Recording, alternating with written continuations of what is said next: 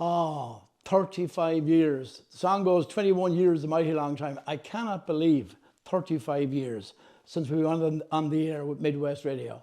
What a 35 years it's been. And as to remember my first memories of that particular day, 24th of July, 1989. Well, firstly, it was my birthday. So I always remember that anyway. But God, that's so many years ago.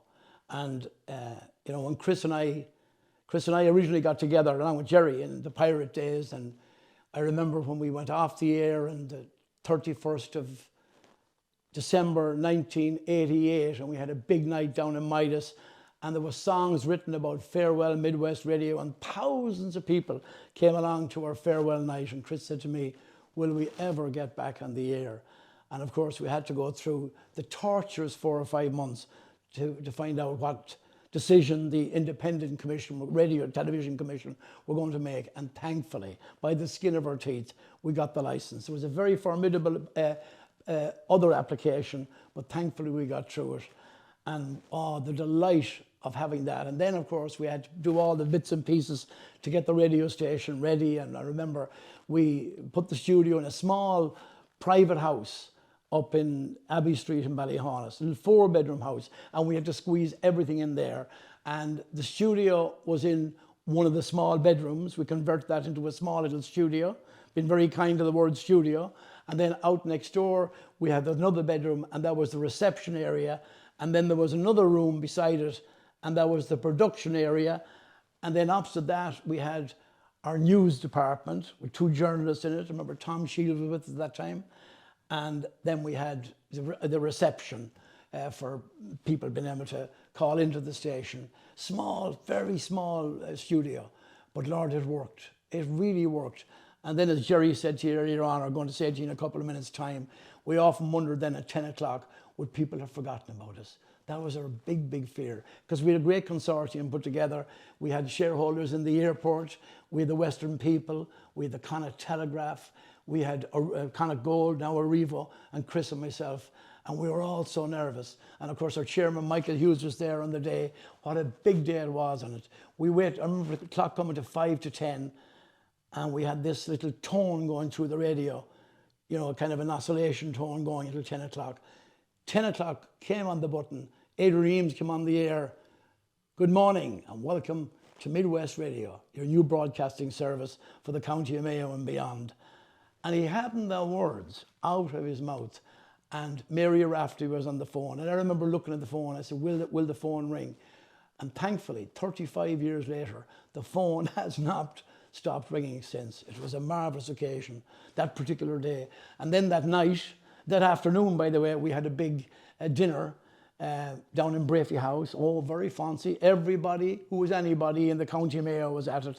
And I remember Ray Burke was the Minister for the communications at the time. He was the special guest, and we had a big dinner there. And that night then, we had a big concert, our first ever concert in the Royal Theatre in Castlebar, and Joe Dolan was the headline act. And what a night that was, 15 or 1600 people in on that night for that special show.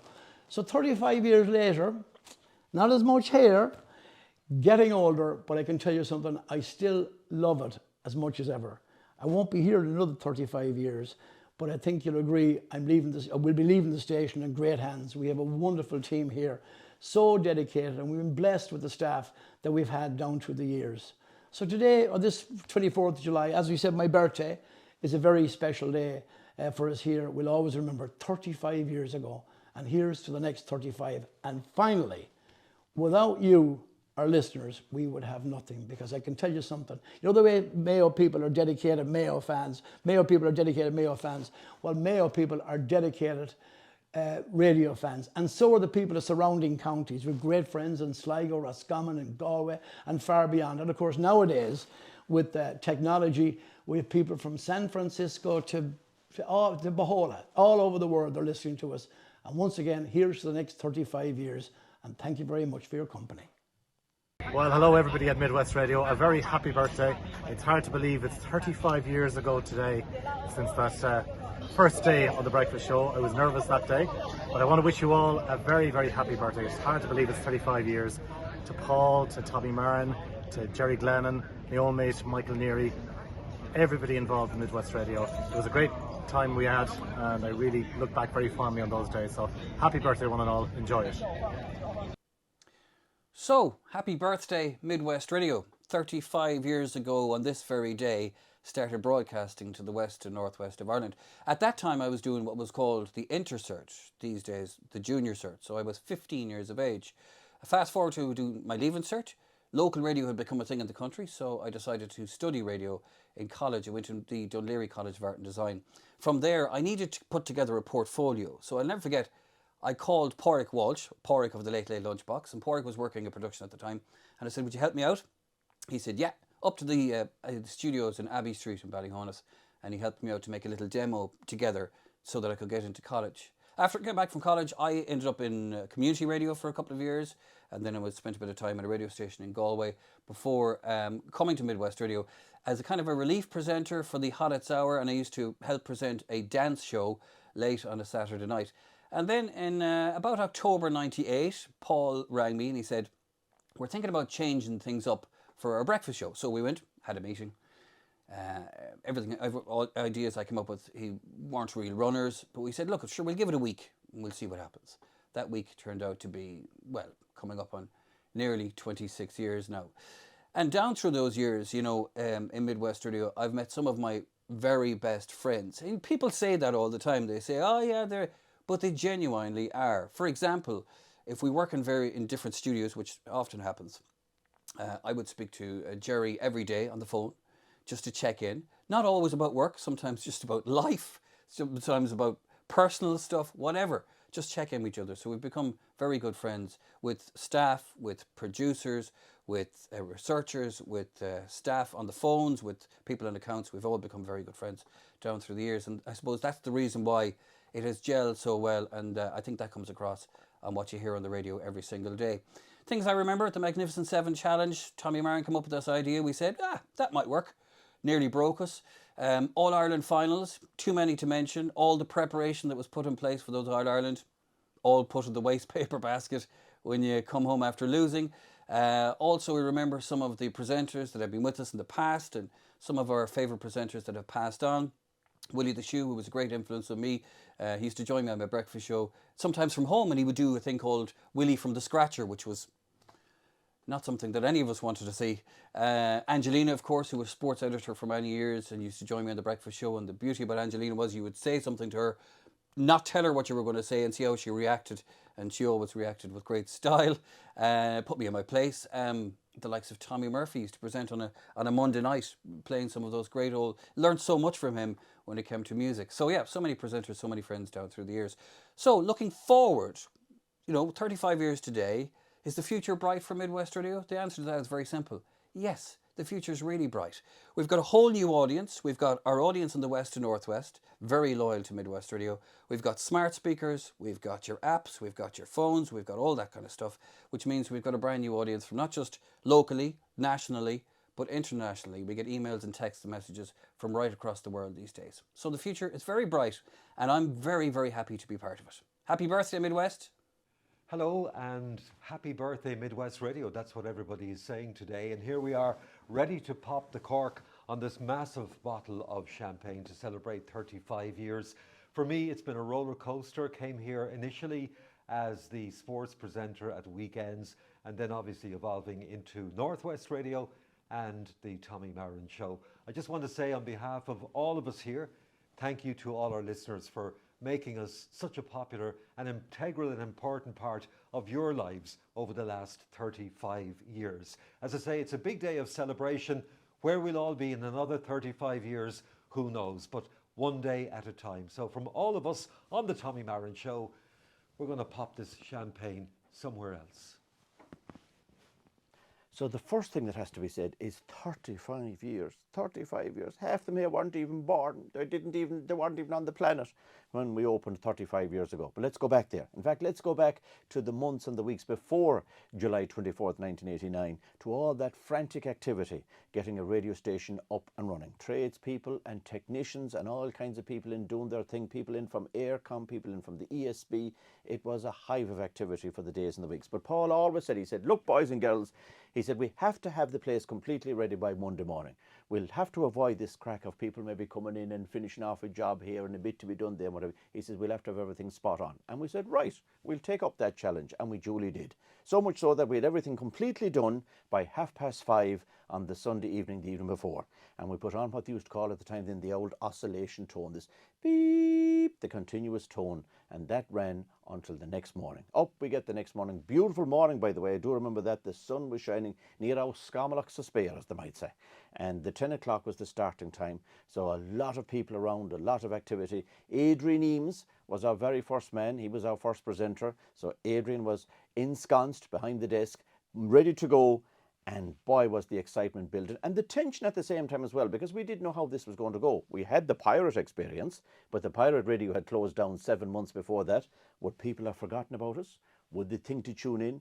There was no social media, remember, in those days. The only way you could advertise outside of yourself were the papers and word of mouth, and that's how it was done.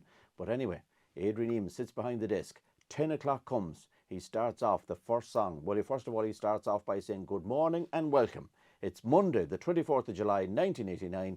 You're welcome to a brand new service, Midwest Radio, all across the region. First song, the late, great Kevin Prendergast, and from him, My Old Home in Mayo. And I remember Mary Raftery. Mary joined us from day one as well, and she was one of our first receptionists. And Mary was outside on the reception desk. And in the old days, it was like the old telephone exchange system, really. It was a series of buttons and lights. And I think we had something like 4 lines or 8 lines into the place. The number was given. Adrian gave the number. Your requests and dedications are welcome on 0907 30169. I believe that was the number way back then. The minute he had those letters out of his mouth, those lights came on. It was unbelievable. And I never forget that day, because all day long while Mary was on duty and while the night receptionist took over, it was absolutely light after light after light, call after call after call. It was unbelievable. So we could relax then and say to ourselves, you know what, the people haven't forgotten about us. And thankfully, this is the good news. All those 35 years on, still thanks to you, none of you have forgotten about us. And for that, we salute you and we thank you. Hi everyone, it's Porrick here from the Late Late Lunchbox.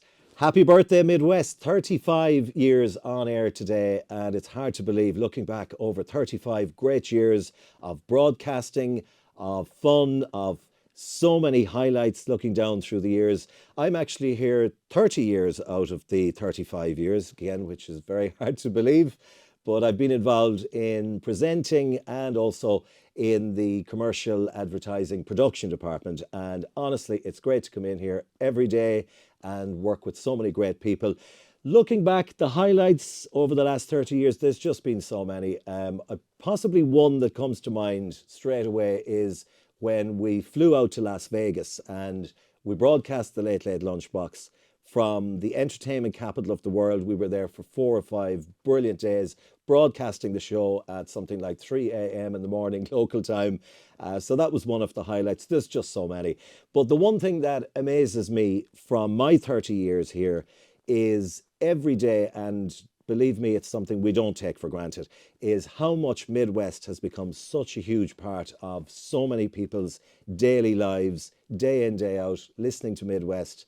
And we say thank you so much. Thank you for enjoying Midwest. And again, thank you for being part of what we do. Happy birthday, Midwest. And here's to the next 35. Hi everybody, 35 years. I just can't believe it. It's flown so fast. It seems like no time ago since Paul Claffey pulled up beside me with his car in Castlereagh and says, open the window, says, Chris, would you be interested in starting a radio station? Thought he was bonkers, but look, I wasn't doing much else at the time, so I said, why not? We started a radio station in a cloakroom in Ballyhonus. We didn't know what we were doing or how it was going to go. We thought we might get a year. We ended up getting 4 years of Pirates of the Airwaves, as Pirates of the Airwaves. And then, of course, we were joined by the third pirate himself, Mr. Jerry Glennon, Mr. Midwest Radio. The three of us, well, we stuck at it and we brought more people on board, and gradually as we grew, we didn't think we'd last, as I said, the 4 years. All of a sudden, local radio was muted. Maybe we should apply for a licence. We were unsure that we'd get it, but we said, sure, we have a go, let's try it. We put a consortium together to apply for the licence. We closed down Midwest in December of 1998, closed it for 6 months, in order to let the process happen. We didn't believe we would get it. We put a consortium together of some great people, some local businesses and some regional businesses, and we applied for the license, and hey, we got it. Couldn't believe it. I remember the day the phone call came. Congratulations, you've been awarded the franchise for Mayo. So then on from there, we had to start building the studios. It took us the best part of 6 months to do that. We employed more people, of course. We had to become very, very, very businesslike, and we succeeded. 35 years later, we are still the most popular local radio station in Ireland. There's a lot of people I should thank for the success that Midwest Radio have become. First of all, a sincere word of thanks to all our staff. Some of us are still with us since the day we started. Sadly, some of our staff have passed away, and we will never forget the contribution they made to the company. So to each and every one of them, a sincere word of thanks. You have made us what we are today. You have helped make us the success that we are. Two, I would like to thank all our advertisers, because without their continued and loyal support on a daily, weekly and yearly basis, we would not survive. We would not exist.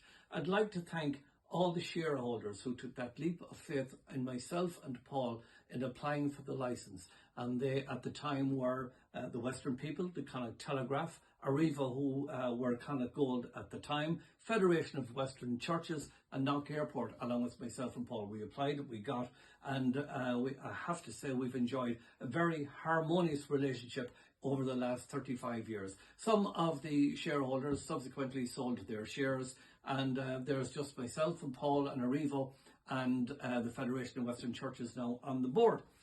Then I would like to thank most of all, and it's very hard, I find it hard to articulate, find the words to show my appreciation to the loyalty of the listeners that we've enjoyed from the very, very, very day. You know, when we opened the official Midwest Radio, as I said, we closed for 6 months, and we were concerned that those people would just not listen to the new license, because at that time, when we were pirates, we had to broadcast a medium wave, and the only way to control on how far a signal traveled was by switching to FM. Now, it did provide better quality audio so that people could listen, but we had to educate our listeners into how to receive FM. It worked. We went on air, and yes, it was like as we didn't ever go off air. The listeners were there buzzing on the phones the minute we started broadcasting. Finally, I would just like to say to Jerry and Paul, lads, we did it, along with the help of many others, but we did it, and thank you for being there all through it all. So to the listeners, I find it hard to believe that I was in New York recently, and it just shows you the way times have changed. I was going down, going upstairs, going up in a lift in Bernie Riley's Merrion Row Hotel in the heart of New York City, listening to Porrick Walsh on the Late Late Lunchbox. And I said, this is crazy, and it's great crazy. Look at listeners, thank you for so much, because without you, we would not be where we are today. Where we will be in another 35 years, well, God knows, he's the only man that can answer that question. Whoever does eventually take over Midwest, I hope that they can bring the same loyalty, the same passion, the same love for what we do. And that is what has helped make us what we are today as well. So let the party begin. Happy birthday, everybody.